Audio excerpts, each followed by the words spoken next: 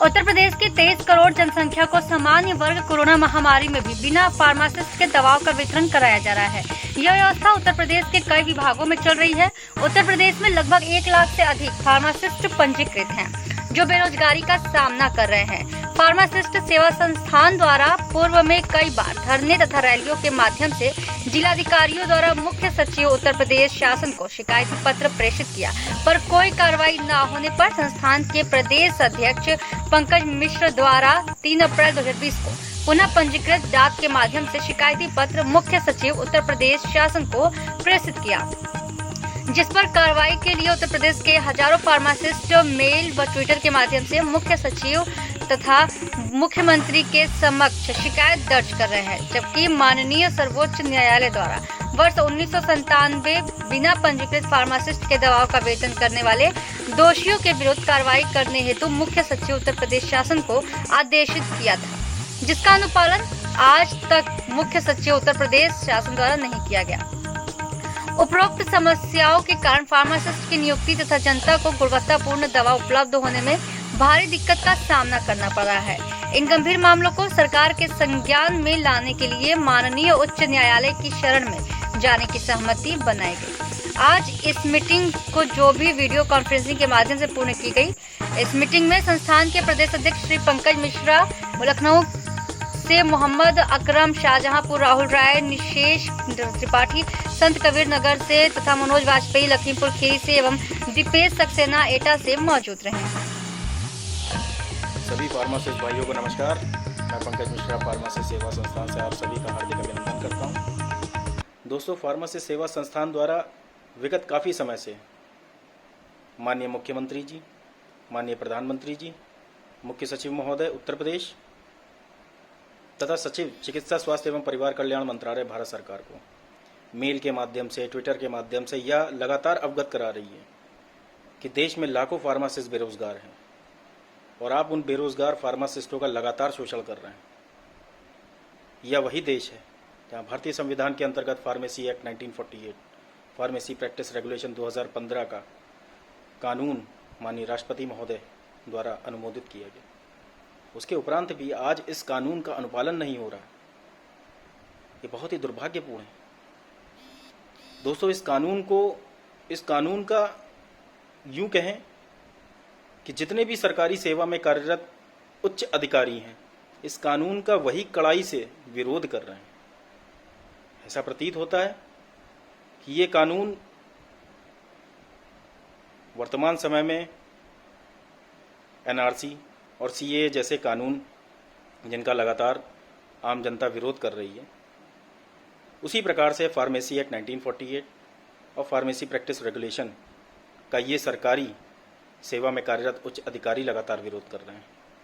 इस संबंध में माननीय सर्वोच्च न्यायालय माननीय उच्च न्यायालय द्वारा, विभिन्न राज्यों के उच्च न्यायालयों द्वारा कई बार आदेश भी पारित किए गए, लेकिन आदेशों का आज तक अनुपालन नहीं हुआ और फार्मासिस्टों का लगातार शोषण हो रहा है। दोस्तों, ये कितनी विडंबना की बात है कि आज उत्तर प्रदेश के अंदर 27 ट्रामा सेंटर हैं और उन ट्रामा सेंटरों में आज की डेट तक एक भी फार्मासिस्ट नियुक्त नहीं हुआ। सबसे पहला सवाल, क्यों? उत्तर प्रदेश के अंदर लगभग 4000 प्राथमिक स्वास्थ्य केंद्र हैं, उसके बाद भी वहां पर एक फार्मासिस्ट है, कहीं कहीं एक भी फार्मासिस्ट नहीं है। क्यों? उत्तर प्रदेश के अंदर लगभग 900 सामुदायिक स्वास्थ्य केंद्र हैं, मात्र एक फार्मासिस्ट कार्यरत है। आखिर एक फार्मासिस्ट से कितनी जगह काम लेंगे आप और कैसे ले रहे हैं? 24 घंटे चिकित्सा सेवा तो उपलब्ध है, 24 घंटे दवाओं का वितरण भी आप करा रहे हैं, लेकिन एक फार्मासिस्ट कैसे कर रहा है? आखिर कौन सी संजीवनी बूटी उसने खा रखी है? क्या वो कभी बीमार नहीं होता? या उसके यहाँ कोई फंक्शन पार्टी नहीं होता? और सबसे बड़े भ्रष्टाचार की बात, आप उसी फार्मासिस्ट को एक से अधिक स्थानों पे संबद्ध भी कर देते हैं। मतलब एक फार्मासिस्ट सामुदायिक स्वास्थ्य केंद्र पे भी काम कर रहा है, प्राथमिक स्वास्थ्य केंद्र पे भी काम कर रहा है और आप उसको जिला स्तर पे भी काम करा रहे हैं, माने जिला चिकित्सालय पे भी आप उससे काम ले रहे हैं। तो ये तो वही परिस्थिति हो गई जिस तरह से प्राइवेट में एक फार्मासिस्ट का रजिस्ट्रेशन लगा के तमाम मेडिकल स्टोरों का लाइसेंस खोला जा रहा है, उसी प्रकार सरकारी संस्थान द्वारा एक फार्मासिस्ट को कई स्थानों पर अटैच करके उससे काम लिया जा रहा है। इससे नुकसान क्या है? एक फार्मासिस्ट को अगर आपने 3 जगह अटैच कर दिया, यानी वो 3 जगह कार्यरत दिखा रहा है। विभाग यही दिखाएगा कि एक फार्मासिस्ट 3 स्थानों पे काम कर रहा है, यानी 3 फार्मासिस्ट वहां काम कर रहे हैं, यानी जगह खाली नहीं है। और 24 घंटे एक फार्मासिस्ट कैसे काम कर रहा है? ये तो लेबर एक्ट के विरुद्ध है। 24 घंटे अगर कहीं चिकित्सा सेवा या कोई भी व्यवस्था है, मैं कहता हूं कहीं भी कोई भी व्यवस्था है, तो एक फार्मासिस्ट काम नहीं कर सकता, नियम के विरुद्ध है। वहां कम से कम 3 फार्मासिस्ट होने चाहिए। सबसे बड़ी विडंबना की बात यह भी है कि आज उत्तर प्रदेश के अंदर वार्ड में एक भी फार्मासिस्ट नहीं है। उत्तर प्रदेश में ही माननीय राज्यपाल महोदय द्वारा अनुमोदित ड्यूटी लिस्ट का अनुपालन नहीं हो रहा है। माननीय राज्यपाल महोदय द्वारा जो ड्यूटी लिस्ट अनुमोदित कर दी गई, वो तो खुद में एक नियम है, वो तो खुद में एक नियमावली हो गई। उस नियमावली का अब तक अनुपालन नहीं हो रहा है। इससे बड़े भ्रष्टाचार और कूट रचना को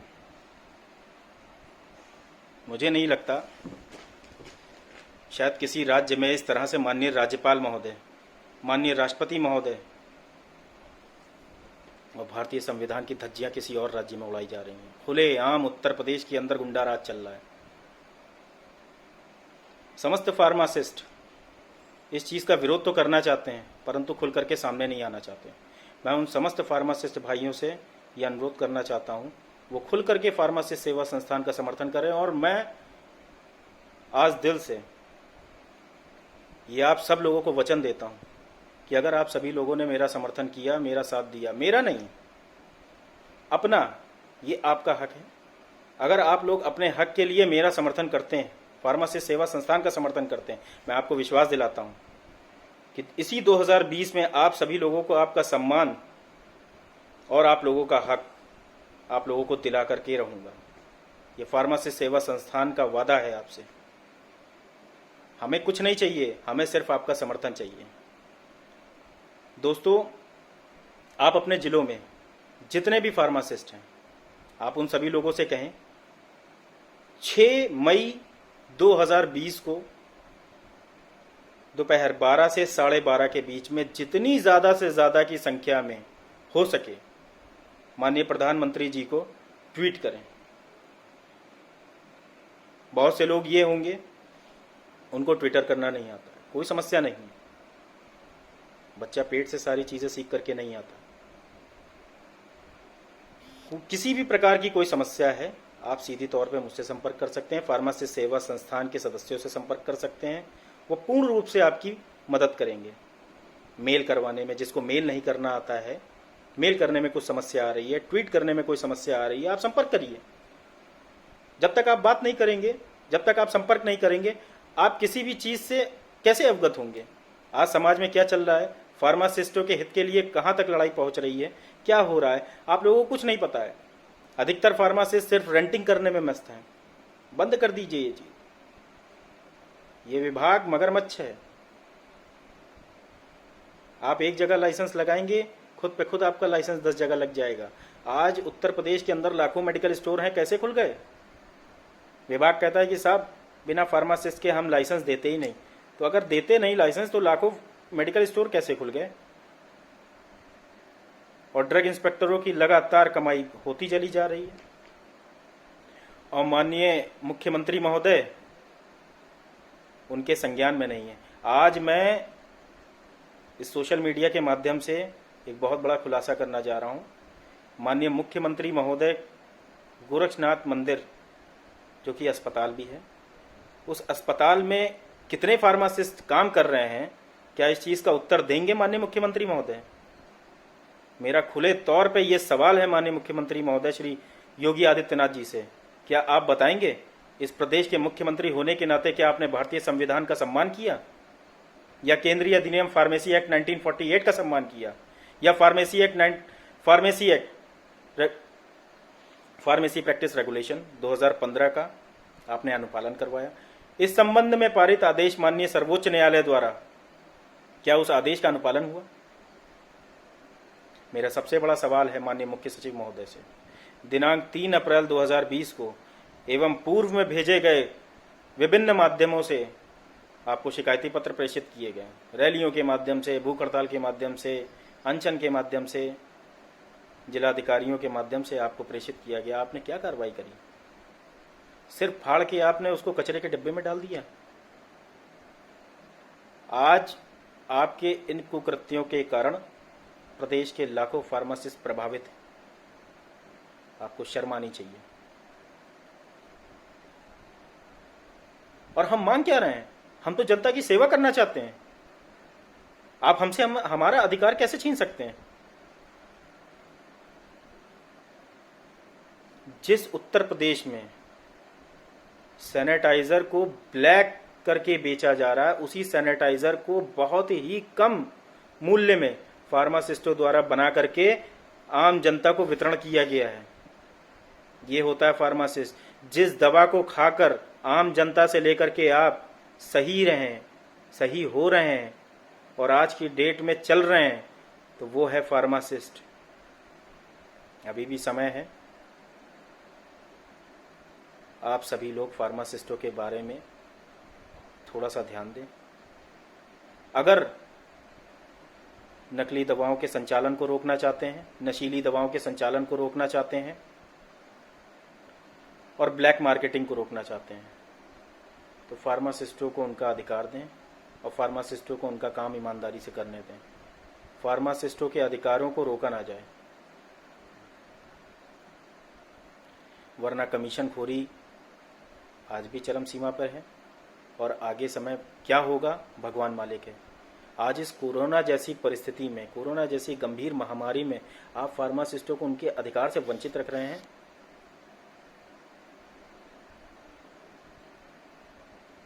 सोचना चाहिए आपको, कितना बड़ा गुनाह कर रहे हैं आप लोग। हजारों की संख्या में फार्मासिस्ट मेल कर रहा है, ट्वीट कर रहा है, और आप उस ट्वीट को और उस मेल को एकदम दरकिनार कर रहे हैं। आखिर मांग क्या रहे हैं हम? सेवा किसके लिए? आपके लिए और आम जनता के लिए? एक छोटा सा सवाल है, उसका उत्तर दे दें कभी। उत्तर प्रदेश के अंदर 23 करोड़ जनसंख्या है। क्या उस 23 करोड़ जनसंख्या को कुछ मेडिकल स्टाफ कवर कर सकते हैं क्या? सबसे बड़ा सवाल। 23 करोड़ की जनसंख्या को, 23 करोड़ की आबादी, कुछ मेडिकल स्टाफ,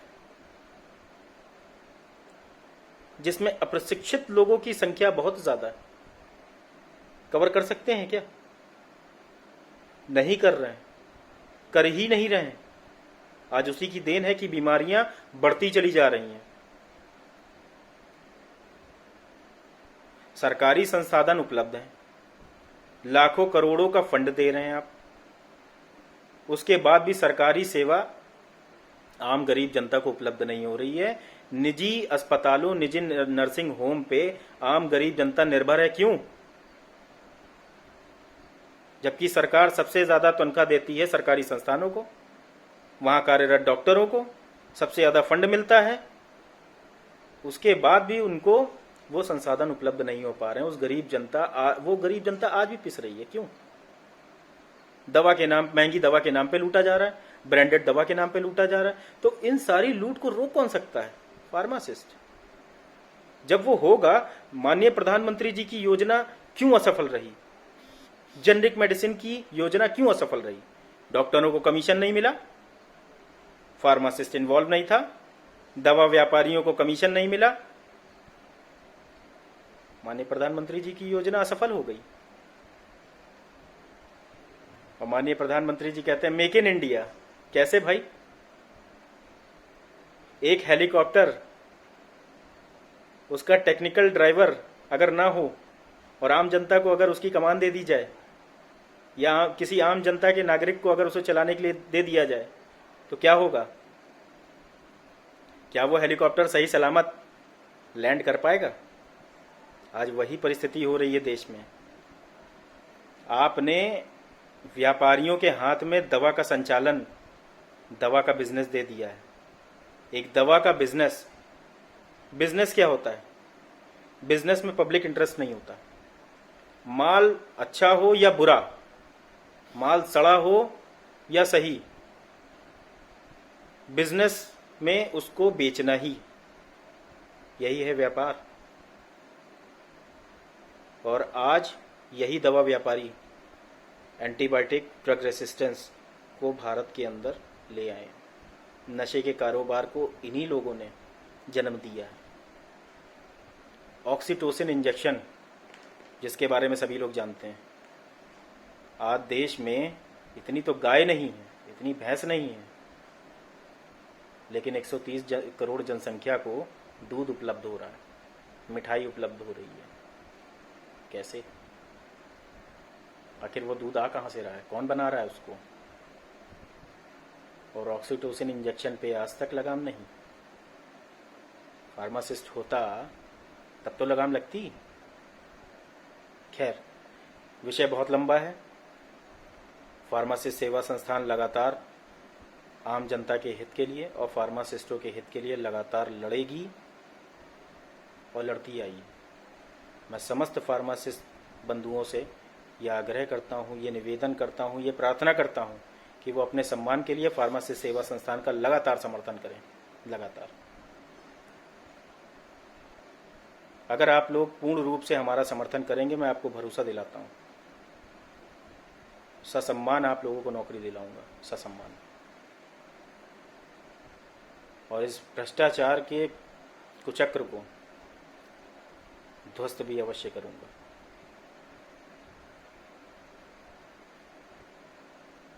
तो मिलते हैं 6 मई 2020 को दोपहर 12 से 12:30 के बीच में ट्विटर पर। नमस्कार। फार्मासिस्ट सेवा संस्थान से पंकज मिश्रा द्वारा ये मैसेज मैं चाहता हूँ कि आप अपने माध्यम से जितने ज़्यादा से ज़्यादा लोगों को हो सके फॉरवर्ड कर दीजिए, शेयर करिए। नमस्कार।